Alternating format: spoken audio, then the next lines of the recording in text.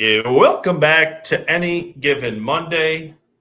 Mark Baldwin back from a little family vacay to Legoland. I had an ice storm. We've had a break. So now we're doing this on Monday. What's up, Marcus?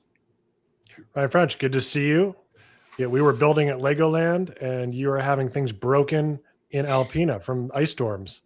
We're kind of in opposite directions. Let's start with the obvious. If you're watching on YouTube, look at this. Look at that new backdrop, buddy. Look at that. Or a professional organization. It really is. Got Corey, Kenny, Fred Wadsworth, Arjun Atwal. The Arjun one is pretty sweet. Pretty sweet. Yeah, and very unexpected inclusion with Arjun there. But for those who are listening, Ryan's new backdrop is a giant photo in quadrants of his 4 favorite, or maybe most 4 influential Monday qualifiers, with in the center the Any Given Monday logo. This is his new backdrop, and it is stunning. It is. Thank you, Inc. Thank you, Aaron, for designing it. The 4 Monday qualifiers who won on the PGA Tour. Mondays seem to be going away by all accounts, at least maybe not next year. Rumblings that they're not able to get all of this done, but in 2028, probably gone. So I won't have to ever change the poster. It'll just be that. We have a lot to catch up on, Mark. Where would you like to start? Your choice. Valspar, India, Jordan Gumberg winning, Hannah Green winning twice in a row in Australia, Nelly making a comeback as we record from 8 down to 1 down the last I looked. Your call. Wow. All right. There's no bad option, but let's just start at the top. Let's start with Valspar, with Matty Fitz winning a week after a disappointing bogey at 18 at the Players, where Cam Young bested him by a shot. Like, the guy is sponsored by Skechers and chips cross-handed and is one of the best players in the world.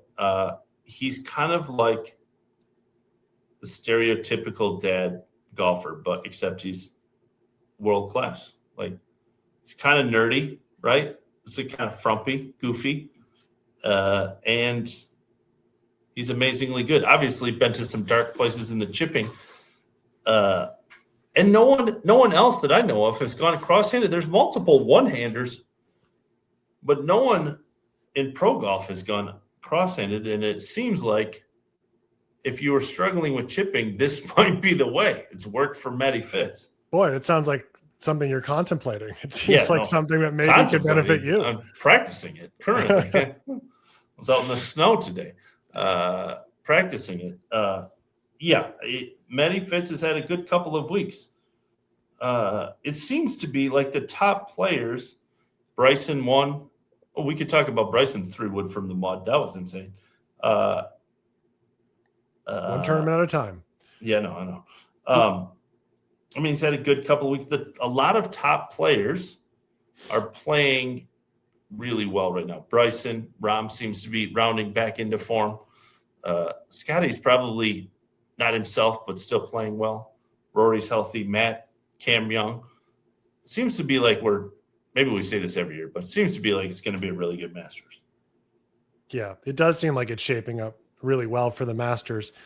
And it's probably too early for us to talk about Masters favorites beyond saying that there's some players that are really rounding into form well, but just kind of keeping it here on Valspar for a couple of minutes. This was a day that Sung J M came in leading, and Brandt Snedeker was in second, right? Like, it was going to be a very unlikely showdown between him and Snedeker. I got to bring it up. Like, have you seen the pictures of Brandt Snedeker? Is he okay? Like, I know he's old, but if you look at the Golf Digest picture of him, like, is his skin falling? Is he all right? Like, he doesn't I don't know. Well. Describe this for me. I don't know what you're referring to. It's a picture of he Golf just looks Digest. Sickly? And he looks amazingly sickly. Like, I'm not positive. I thought I sent it to you guys today. Hold on. I got to find it. Is it sun damage? Is he wearing mineral sunscreen, deep line? Like, what are we talking about? I don't know. He just looks emaciated. What's happening here?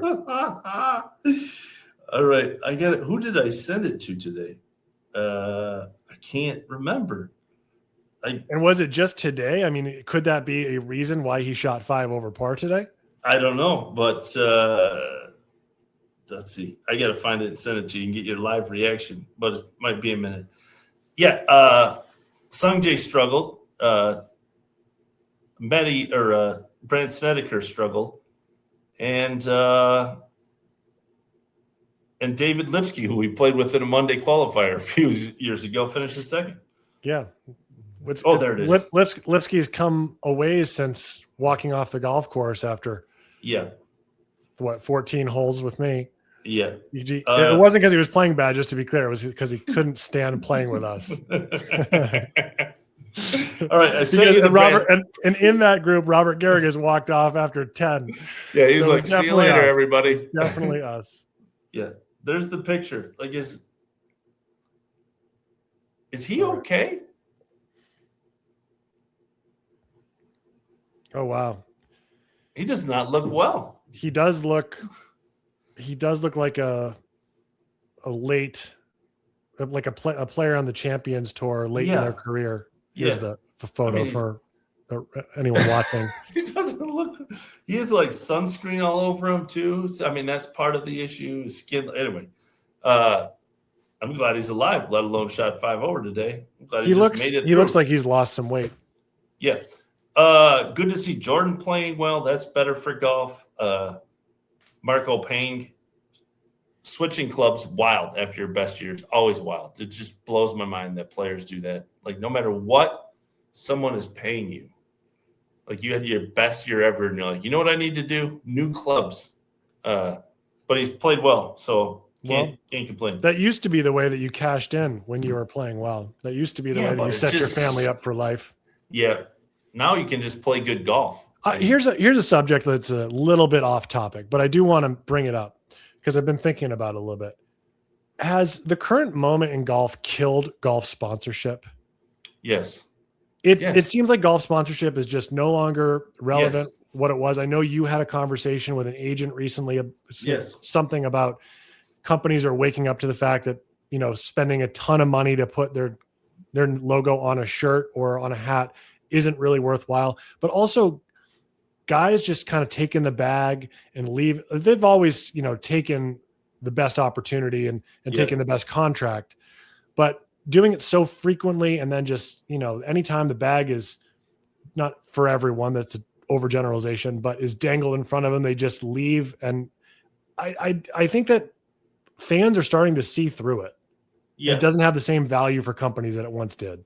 Yeah, I've always said, and you've known this, Mark, is like if you're sponsoring a player not in the top 50 or maybe 75, like you're putting your logo on their shirt as a favor.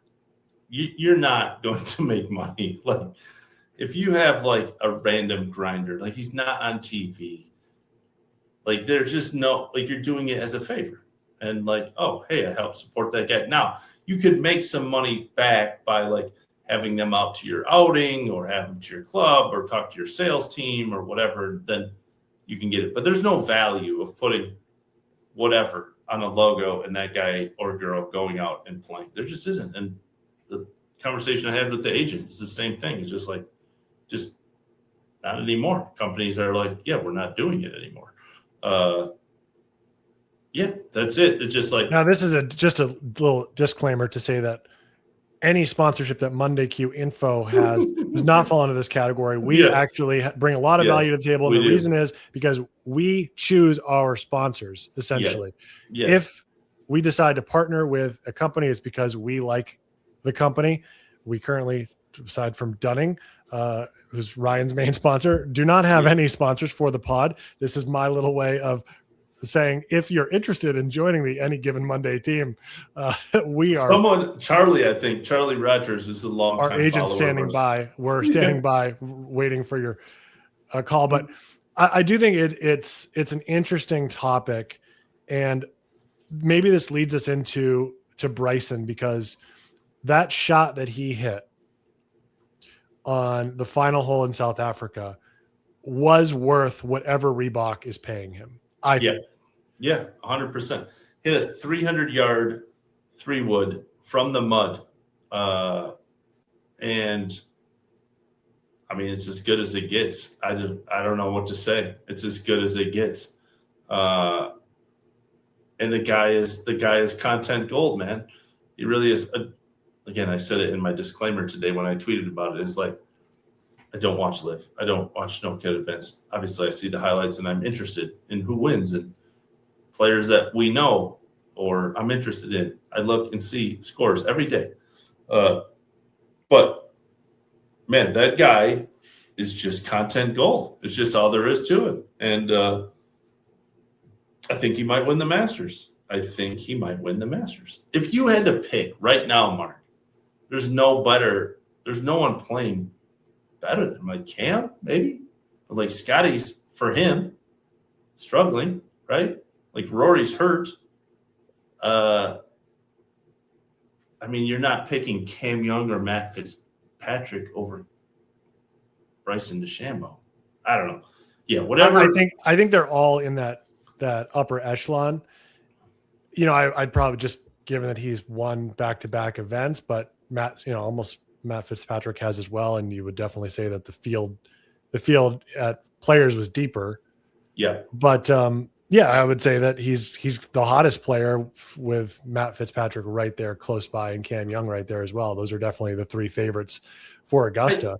As far as sponsorship, I think you get so much out of Bryson because of what he does outside of golf, right? Like, the fact is, not many people watch LIV, but he does so much content, so much, like, that's where the value comes for these companies. That's why he's like beating off companies. Like, the dude announces a new sponsor every week. It's like, nice choice of words there. But the shot though, when he hits it in the mud there, he gets to take the drop, and then he ends up placing it. But it's mud all around him. It's a soaked golf course, and I'm looking at his feet because I'm like, is this dude gonna slip? It looks like it's so easy to slip right there, and his feet are as stable as can be. And I'm looking at those Reebok logos, and it's the only time that Reebok has entered into my thought process in a long time. Yeah, didn't know. Like, if Bryson wasn't sponsored by Reebok, would I even know Reebok had golf stuff? Would you even know that Reebok is still in business? No, my dad loved Reebok. Reebok was awesome. Reebok was great. Loved him. That's the last I've heard of Reebok. Right. I thought they died with my dad. It was like, I mean, you 100%. Obviously were not a Shaquille O'Neal fan. I mean, I was. He had Reebok too. Yeah. I mean, my dad had whites. I mean, it's just so dad Reeboks to the max. But I think it drives the point of sponsorship that you have to do more than just play golf if you want company value from a company, or the company wants value. It's like Bryson, I would assume Reebok doesn't care much about LIV. They're doing that because they want Bryson as their spokesperson for Instagram and all of this stuff. Well, and he hits on that, sort of three legs of the stool, where he and stool is something you sit on, but it's the point where he wins tournaments. Yeah. He drives conversation because this week he talked about how emotional he was and implied that there was something serious happening in his life this week. Also was thinking about his dad, and was it an anniversary of his father's passing? Yeah. And then also he's got the social media side. So he's hitting on each one of those kind of cornerstones of the conversation. But getting back to kind of the mules, the Brandt Snedekers. Yeah. You have to do more. The Mark Baldwins. You have to have. It's always why I'm stunned that there's a lot of players on the Korn Ferry Tour that I know from talking to people that turn down like walk and talks or like social stuff that the tour wants to do or whatever. And I don't know if that's because it's the tour or whatever, or agents are so scared of what it looks like and what they might say or whatever. It's like, you got to market yourself. Like, I use Michael Kim, and I know he's sponsored by Dunning and like, but I don't know why every golfer who is not a top player copies exactly what Michael Kim is doing, because it's not like he's investing time. I'm not trying to say that. Well, all he's doing is just talking out loud about his week. That's it. Like, he's not doing videos, not doing podcasts, not doing anything. And he literally looks like a NASCAR driver. And he's had a good career. He's got 2 wins. But, like, it's not like there's a lot of guys with 2 wins that don't have any logos on. And so I'm always stunned that Korn Ferry players turn down walk and talks and stuff like that. And I'm also not stunned, surprised that most people just don't follow what Michael has done. That's all there is to it. And so many players that are now in the spotlight that are really close to breaking through, I think we're raised in more of a robotic age of training, and there's not much differentiation when they play in their personalities, or at least that how it's perceived. Yeah. And it'll be interesting to see with this generation when, in let's say 5 to 10 years, when these guys are kind of coming of age and making their way in the ranks, will we see players who are just hungry to get the mic? They're making birdies, and what do they want to do? They want to post a video right after they make a birdie. Like, they want to do it while it's happening. And it'll be interesting to see, because I do think it's a different generation now than it was when, like the Cam Youngs of the world were getting their starts and learning how to play. I'm doing some research for some stuff, and today I was watching Jason Day's YouTube channel. And I think LIV has changed the media rights. I'm not sure this would even have been allowed, and I'm not sure Jason checked with anybody. I don't know that. He may very well have. I'm just saying that wasn't done a lot prior to LIV. And so Jason's got this new group of guys called the Lads. Ryan Ruffles is in there. Jake Coughlin, a bunch of different guys. And to your point, is like, that has changed. Like, Bryson has changed the game. Wesley Bryan did this before Bryson did, I think, or did it same, but like, just doing something outside of just PGA Tour stuff is the future. Yeah, to your point, is like, how many guys are going to have their own YouTube channel in 10 years, 12 years as a fallback plan, or as a supplement, or as something fun? Like, Jason Day is just fucking around with friends, basically, and they're filming it. Probably stuff he does anyway, but now they're just filming it. So it's definitely become, and those are the companies from a sponsorship standpoint that you like. Melbourne's getting double what they paid for, because they get him on tour, and now they get him there. They may be paying more because of that, but yeah, it's interesting. Our good friend Jared Hack has changed his life by going to India, Mark, which is an insane sentence to say. No one thought that. Like, we thought he could play over there and make some money. We didn't think what has happened would happen, did we? Did we think that?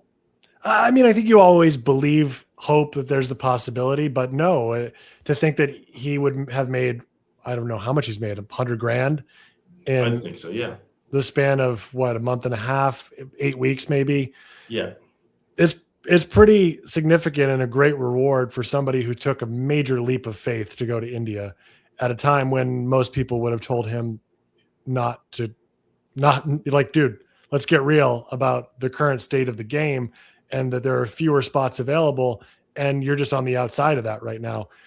I think realists probably did tell him that, but good for him for taking the leap of faith and for having the belief and for holding on to that hope. It is inspiring. I look at that and I think maybe the clutch tour is the right thing. Maybe I could go win 3 consecutive clutch tour events, and maybe it's worth going to Turkey and dodging some Iranian ballistic missiles. But I mean, I'm really happy for him, but I believe his time there now is over for a little while. He's coming back. We had Jared Jared actually hosted the only pod we did last week with Dom Piccirillo, and they talked about just a wild sequence of events that happened where Dom got scratched by a monkey. He was attacked while getting the equivalent of DoorDash over there. Yeah. It's just a wild sequence of events that is absolutely worth your time to go listen to. And they talk about bucket showers and these, dry states Insane. over there. It really is the experience that he's had, the life experience that he's had. If nothing else ever comes of this, it was so worthwhile for him. Yeah. And he's going to be a better man because of it. Yeah. But he's going to have stories forever. But also it really appears that at the end of the year, he's going to have a pretty good chance to get a DP World Tour card. Yeah. Today he was lamenting how he finished the last hole. At 5 a.m. I woke. This is what it's like to be married to me. At 5 a.m. I woke up. The first thing I did was look at the scores for the hotel planners. Jared at the time was 7 under and leading by 1 with 4 holes to play. The leaders were behind him.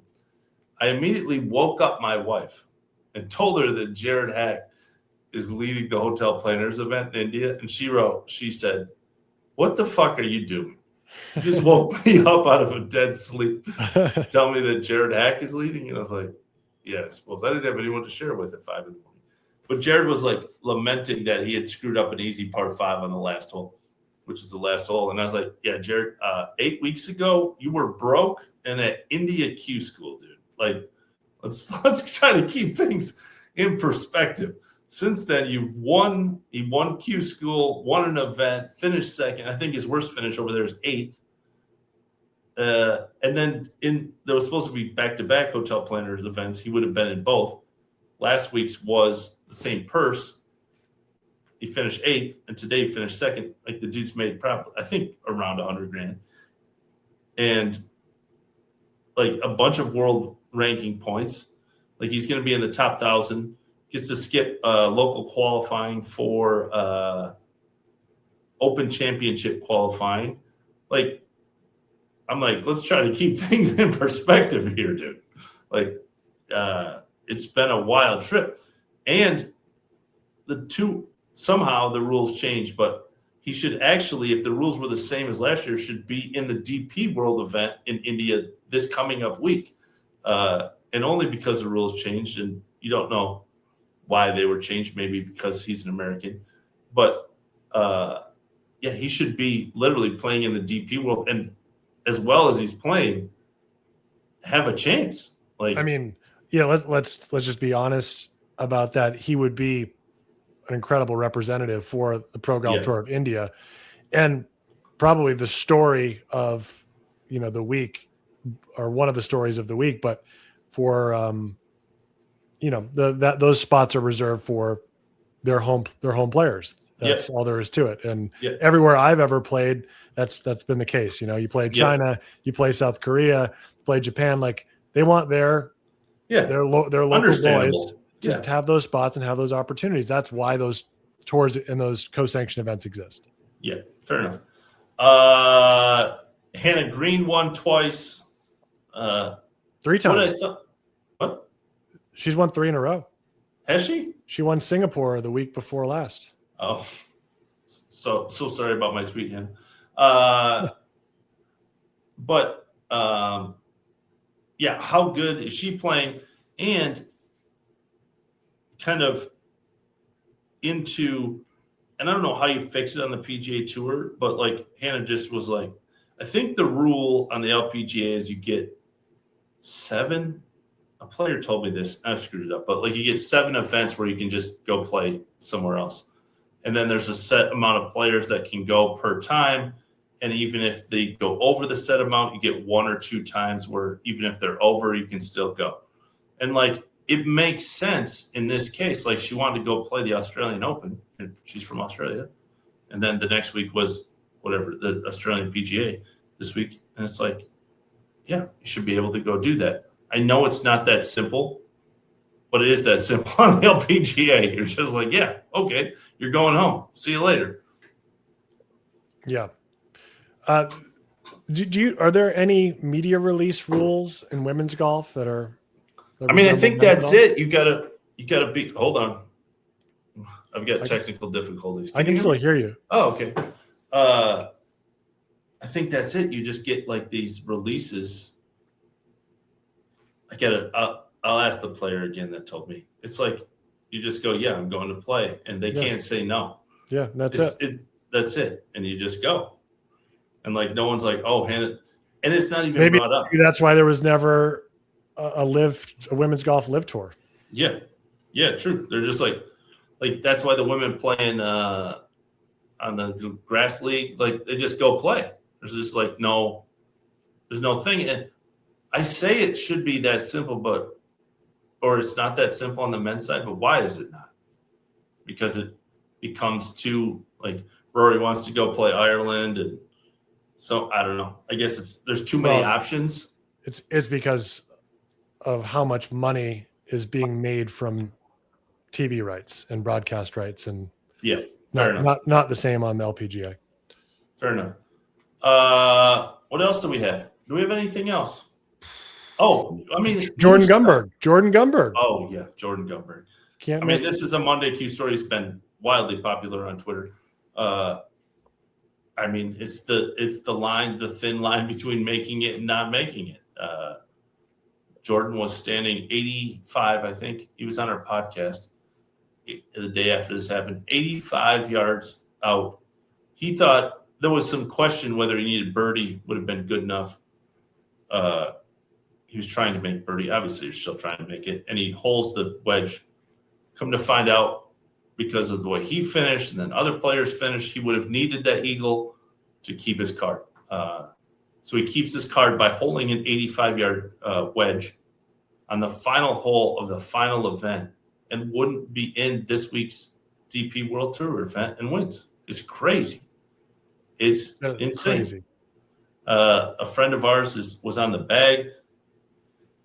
He tweeted me as like, I mean, the guy would literally be playing. He would have been in India with Jared this week. That's all there is to it. Yeah. Like he'd have been full-on hotel planners of tour and dunked a wedge that changed his life.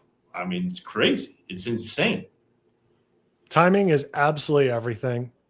And it's that one shot, it's why over the course of a year, just giving up on a putt because you think that you just lost a tournament, or you think that there's no difference between finishing T37 and T41, just giving up on that one shot could be the difference between getting into a tournament that you win 6 months from now and not. And so it's more players now think of it that way. You don't see kind of the absolute catastrophes that happen when players just go up and, swipe with frustration at a 1.5 footer and miss it. That's not as frequent anymore, but it's something like that just, it makes you realize how important every shot is. Every shot matters. Yeah. Jordan Smith, who finished third this week, his best PGA Tour finish by far, is a great example of that. 2 years ago, finished 11th on the European Tour by one stroke over the entire season. And this season made it by like 2 or 3 strokes over an entire season. It's like that dude, the 2 years ago, there's probably a million shots he relived in his head for a year that would have made him on the PGA Tour. And the following year, probably shots throughout the season like Jordan Gumberg that just happened to come on the end. It's like, oh yeah, I dunked that wedge on the last hole to finish T28 instead of T41. And that's one of the reasons I'm on the PGA Tour now. And now we finished third. It's like, you never know what is like Jared, you never know what the second place finish is going to lead to. Yeah. There's every player on every leaderboard can point back and go, oh yeah, that changed my life. You know, we should start the 23andMe for golfers. Yes. The golf shot lineage. And if anyone's listening and they steal this idea, it's here first. Okay. This is an original idea. It might be a terrible idea. Yeah. I haven't actually fully articulated it yet. So let's see how it comes out. But I mean, just imagine if you could trace every player's win back to the most vital shot. And it could be like a bunker shot on the 17th hole of a tournament in the second round that helped them make the cut a year ago. That's it. That they've never thought of. Right. Like Steve Elker, I just tweeted about Steve Elker, right? Just won his 11th Champions Tour event in his 100th event. 1 of every 10 he's winning, okay? It all started with a Monday Q, and he got through. Now, I haven't looked at those scores, so very much could have been like 1 in a playoff, was the last spot, whatever. But I know he finished T7 the first week, and the Champions Tour has 2 rules. They have a top 10, but you have to be the first non-exempt player. So, finishing T7, I'm sure it was T11 the next. So there's a shot. He made a large bunker shot, whatever, throughout the week that changed his career. But also, there's probably some sponsor exemption or Monday Q that like missed, so they finish above Steve, so he wouldn't have gotten into the next week. And you can do that with, I would assume, almost every player. It's like, oh, I made a bunker shot here, and this is what it meant to my life. It's I love this idea. It would be a really fun project. Yeah, you bastards steal this. I will play this over and over. This is going to be a new section of the Monday Q website. No. This is going to be a new segment on our new podcast, 23andMe, the shot that changed, this player's career, whatever. Right? I love this. This is a great idea. We're like live brainstorming as we go. Fantastic. How good does this background look, dude? It looks like we have a legitimate podcast here. It really does. It really does. We know we don't, but it looks like it. Yeah. If you tuned in and didn't listen to you'd be like, oh my God, those guys are professionals. Fake it until you make it. But that brings this up. We are launching a new website this week. Yes. We have an updated website with new features. I'll let you talk about it. We're going to release a video probably tomorrow. Yeah. Walking our supporters through it. Yeah. The calendar is unreal. All the podcasts are going to be in one spot. Tyler is our tech guru and has done this all on his own with ideas from us. Shout out to Tyler. Really well done to take this initiative. Worked his butt off to get this done. I think we're going to have a feature where if you want to listen to our articles, that's going to be an option. We're going to have live leaderboards from Monday Qs. We won't have to go to the Blue Golf or Golf Genius. And then we have I have a good story. Mark's working on a good story, and then I've tweeted about it. I can't say anything, but some like the biggest news of Monday Qs probably ever had coming up. So there's a lot of exciting things happening right now. And we're very busy and no complaints whatsoever. It's crazy. It's the craziest ride of my life, and wouldn't be here without the man on the opposite side of the screen. He holds a lot of shit together around here. So I appreciate all of it. And I think that's it. I think we're going to have a guest on Wednesday, and then Q&A on Friday. And then next week we might roll out this new idea we have, including the 23andMe of golf shots that we just brainstormed. Exciting times ahead for Monday MQI, Mr. Mark. Exciting times. Looking forward to doing it with you, and we'll be back on Wednesday with a new pod. Thanks for listening, and go check out the new Monday Q info website, mondayq.com, rolling out on Monday. See you.